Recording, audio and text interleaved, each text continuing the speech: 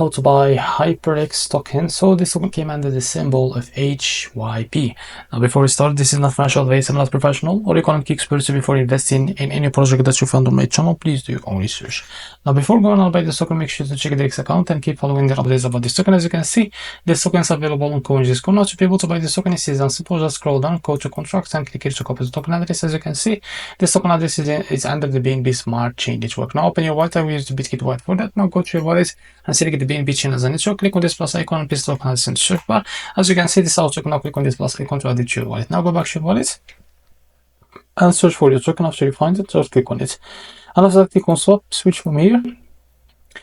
Now from the top you can select the token that you want to buy with, for example USDT, and here you can type how much you want to buy. So here you will be able to see how much you receive that token. So as you can see, in a corresponding liquidity pool, please select the different tokens. So it seems that we cannot be able to buy this token in our wallet. So go back to CoinGisco, now click on market sale and you will be able to see the LBank. Now go and click on this pair. Now make sure to have an account on LBank. Now go and log into your account on LBank.